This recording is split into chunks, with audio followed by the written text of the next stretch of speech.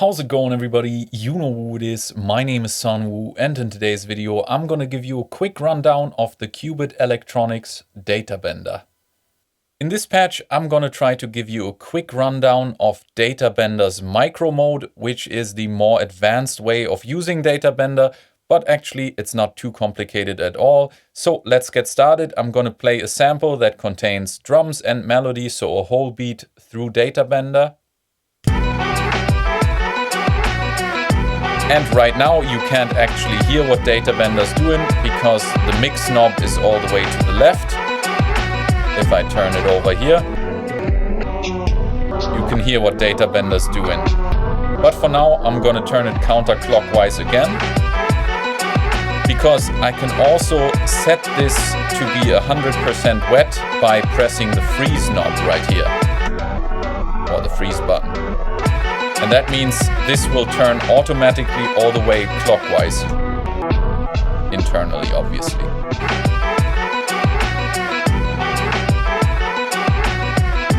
Alright, now next up we've got the time knob, which sets the length of our buffer. As I've got Data Bender clocked right now to an external clock, it will subdivide according to the clock, and this is the longest the buffer can be while being clocked at this tempo. Then furthermore we've got the repeats knob, which subdivides the buffer we have set with the time knob. So right now it's not subdivided at all, but as I turn it, we are replaying a smaller chunk of this buffer. And smaller and smaller and smaller.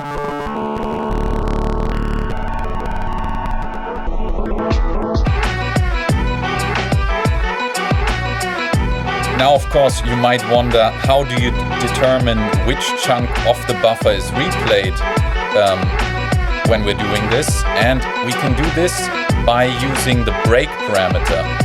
If the button or the light is not lit, we can use the break knob in order to sweep through these buffered segments. So let's set the segments to be quite small. And now I can move the break knob to move through the whole buffer in these smaller segments.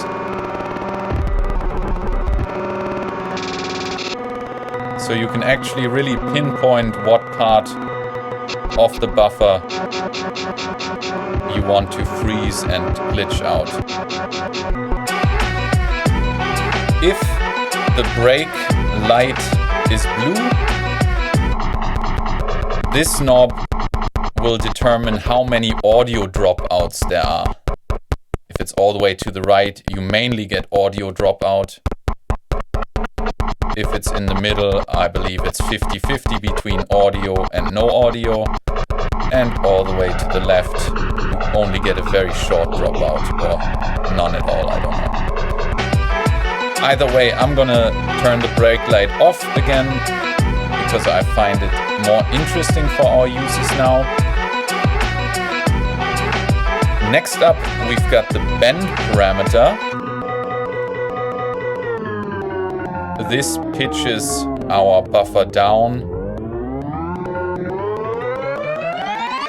or up, and whenever this light is flashing, we are on an octave, either an octave above or an octave below, or the same octave as the original audio material. That means our audio will be in tune with the original beat that I'm playing.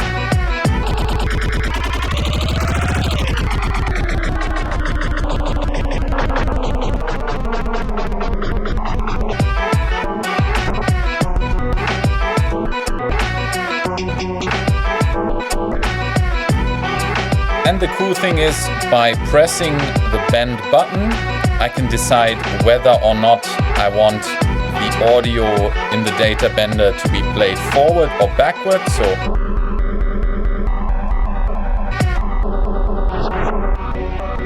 right now it's being played backward. Now forward, backward, forward. I believe that was the right direction.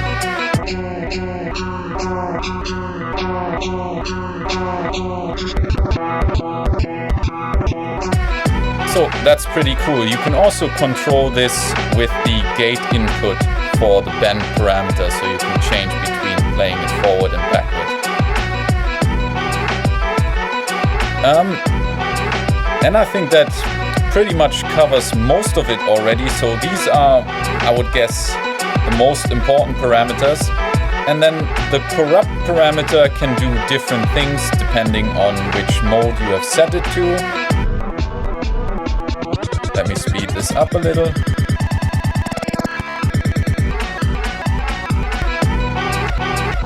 So first up, we can introduce some bit crushing and glitchiness when it's in the blue mode.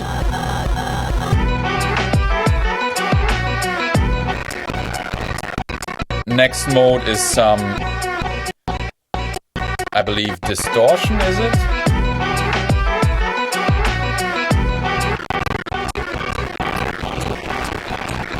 Or more random audio dropouts, actually.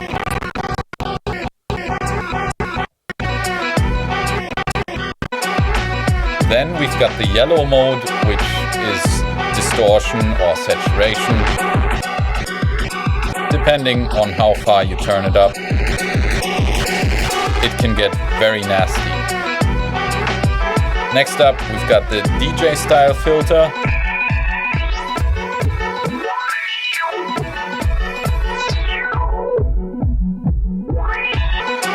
And finally, the vinyl simulator, which gets you some nice crackles.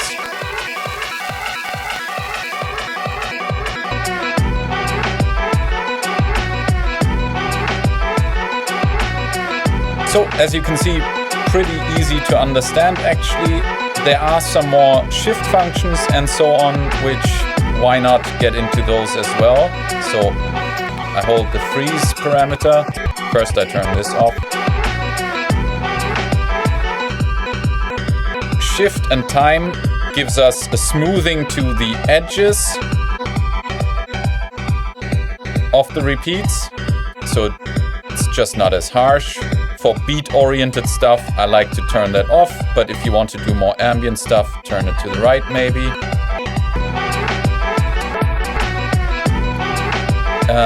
And on the mix knob, we can turn on the stereo width of our effect. First, let me turn freeze on. So right now, it's quite wide, but if I turn it down,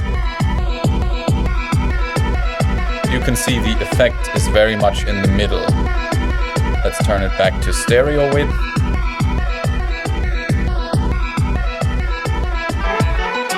With shift and freeze, I can turn on if I want the freeze parameter to be momentary, or if I want it to latch.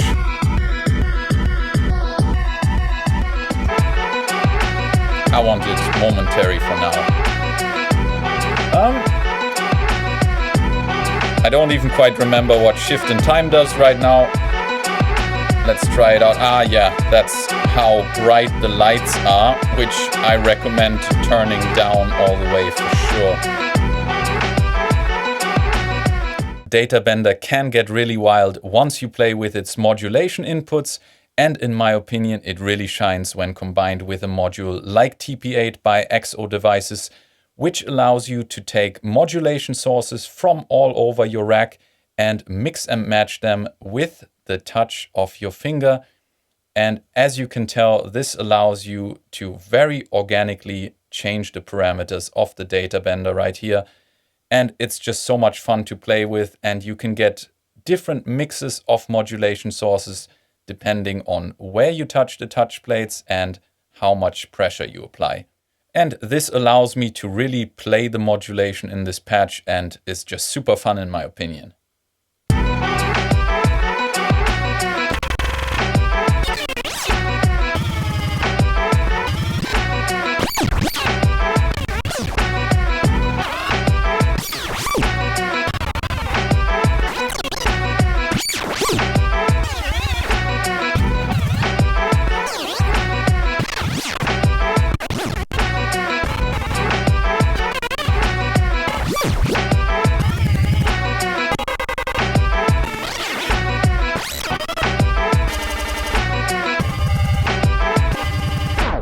And now I've got Data Bender put in macro mode, and I'm gonna play something a little bit softer.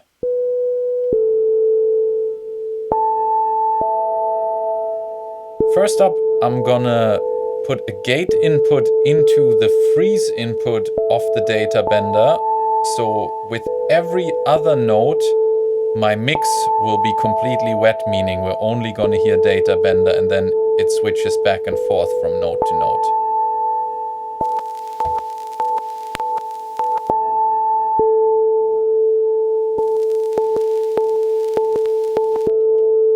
So this makes you clearly hear when Data Bender is doing something and when it isn't. I'm gonna turn the corrupt knob all the way down. So right now we're only getting some kind of repeats.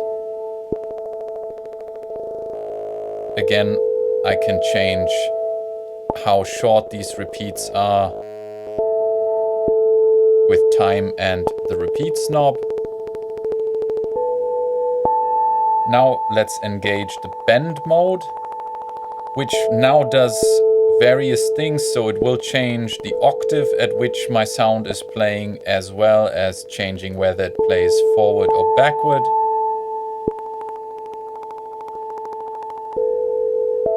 And we'll also introduce some kind of tape slowing down or speeding up things.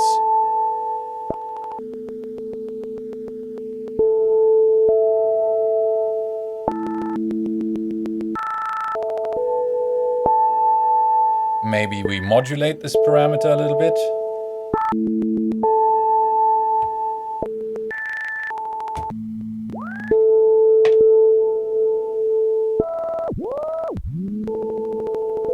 The break parameter, if we engage it again, this will cause some audio modulation.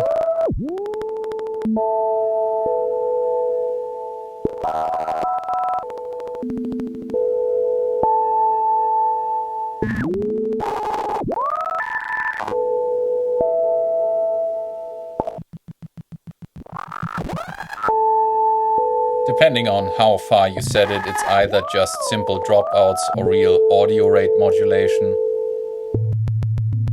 I'm not gonna go too crazy on this. And then here we've got the same effects as before. We've got some digital grid using, I guess, sample rate reduction and bit crushing.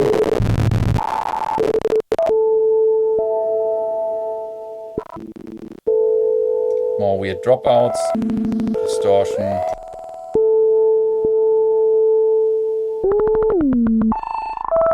And the DJ filter. But I think I'm gonna keep it on vinyl simulation and also modulate this.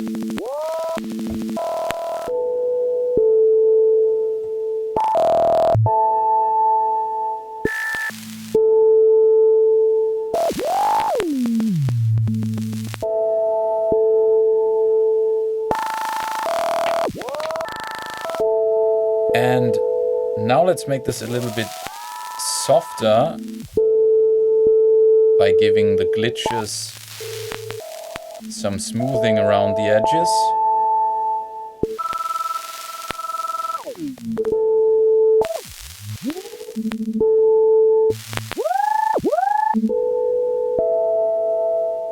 And I'm just going to introduce some more modulation, let's say. Of course, this patch is still very simple. Maybe we could add a little bit of reverb.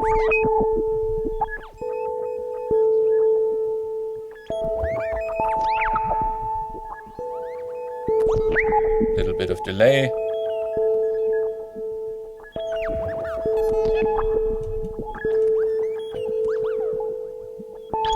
Clock the delay as well.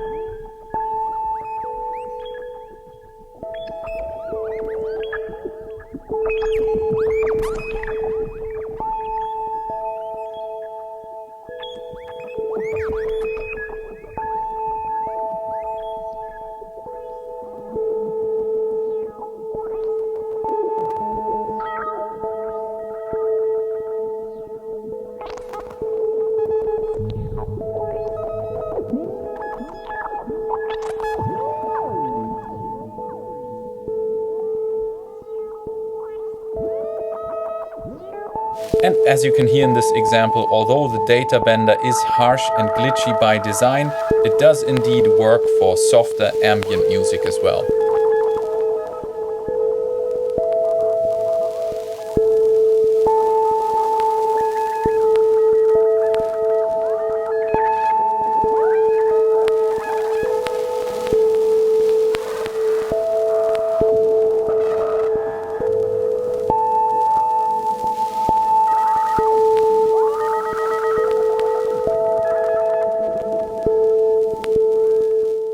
And of course, the qubit data bender is also really good at destroying a single drum loop, so let's do that.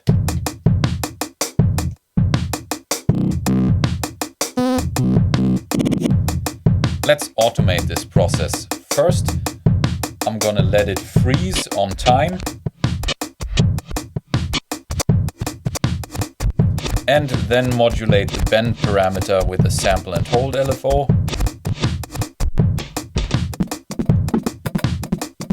And maybe the number of repeats as well.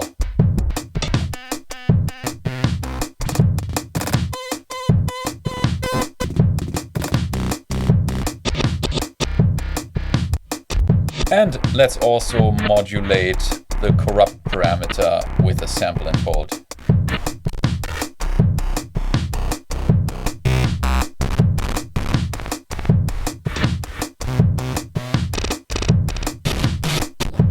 So we can easily get glitches that are very much in time with our original beat.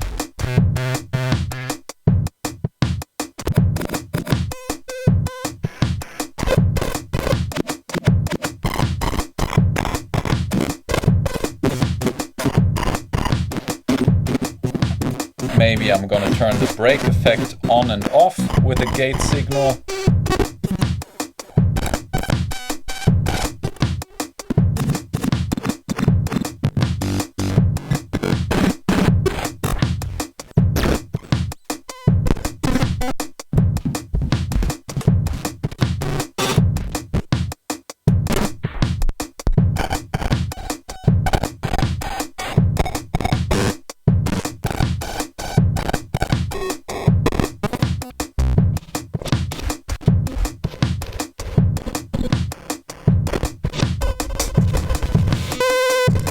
Also lay it on top of our original beat.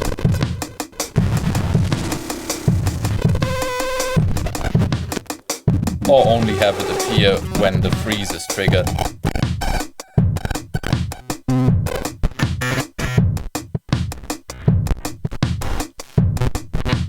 Anyway, there are many uses for the data bender. I think it's a really fun module. And that's already it for this quick video on the data bender by Qubit. If you're thinking about purchasing one of these and want to support the channel, you can find affiliate links for this down in the description and the comment section. And other than that, thank you so much for watching the video. I hope you enjoyed it. If you did, I would appreciate a like, a comment down below, subscribe to the channel and ring the bell so you don't miss the next video. I hope to see you in the next one. Until then, have a wonderful time. Peace.